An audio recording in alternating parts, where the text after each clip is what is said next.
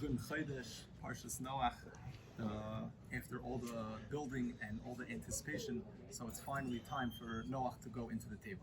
So the pasuk says that Noach came, his sons, his wife, their wives, and they all came into the teva. And the pasuk says, "Mipnei mei hamabel." They came into the teva because of the water of the mabel, of the flood. So Rashi brings over here the medrash, maybe changes a few words, and Rashi says that Noach was mikatnei amuna. He had a small level of amuna. He was a person who had a small level of amuna.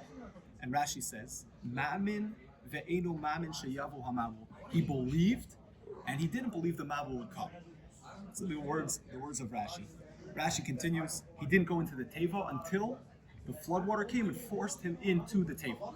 That's the Rashi brings, because it says Meha Mabel, he only went into the teva because of the floodwater. Must be he didn't have such a full amuna, he was a Maamin, he believed, but he didn't really believe that the flood would come. So Rashi explains the pasuk.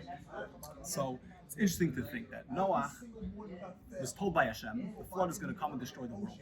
Noach listened. It wasn't a small thing that Noach did. He was standing hammer and nails, building a teva for 120 years, and he's trying to convince an entire generation to do tshuva so that the flood does not come and destroy the world. And this is what he's doing. This is how he's spending all his days and nights. A big job to build a big boat. He's spending 120 years. And then when it comes time to go into the teva, the flood is finally going to come. Says Rashi, he didn't really believe the flood would come. And he's forced only into the teva, not because Hashem said, because the water of the flood forced him in. So it's hard to understand. Reb Chatzkel even says it's hard to understand, but he says on the smallest level, he didn't have a full amuna. That's what Rashi says. Reb Chatzkel explains. He didn't have the full amuna. Yeah, he believed to a certain degree that Hashem would bring the flood, but to a certain extent, I don't know if he'll really bring the flood, and therefore he was forced in by the water. So just to understand that, I was thinking of mashal. As we're getting deeper in now, I hear from the guys, we're getting deeper into the football season. So I want to try and explain with a mashal. I have this picture in my head that at the end of a play, the wide receiver is walking back to the huddle, and clearly he is upset. He's angry, he's fuming.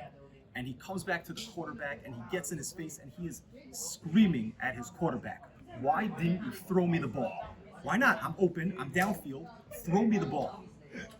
And the quarterback says, you weren't open. You weren't open. I saw the whole field and I saw that you weren't open. Now, I don't understand with this wide receiver, what happened 30 seconds ago? 30 seconds before this, you stood in the huddle, the quarterback called the play. That means he said, you're going to stand here, you're going to run here, and only when I snap the ball, only when I say, you're going to go. And the wide receiver didn't say a word. Happy, he went to his spot, he ran across the field, didn't say a word. Only now at the end, this wide receiver says to his quarterback, why didn't you throw me the ball? I think this is the pshat. He's a Maamin, but not a Maamin. He doesn't fully believe in he believes to a certain extent in his quarterback, but he doesn't fully trust. He doesn't fully believe in his quarterback. So only now at the end, I'll stand where you want me to stand. I'll run where you want me to run. But if you don't throw me the ball, I'm not going to be happy.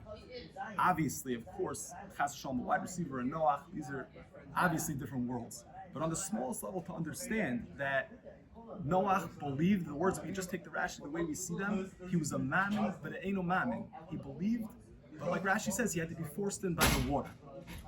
The avoda is, like the Chatzkel says, the avoda is to be fully invested, to fully trust that Hashem is not just telling us where to stand and where to run, but he's going to decide that if we should have the ball, we'll have the ball. And if we're not supposed to get the ball, then we won't get the ball. And our job is to fully trust in him, to fully believe in him, and we should work. Chatzkel says it's a big job, it's a big avoda to try and come to this level. And Hashem will come to the full amuna, we'll work hard, we'll come to the level to believe Hashem is controlling everything, every step of the way, and everyone should have the chance.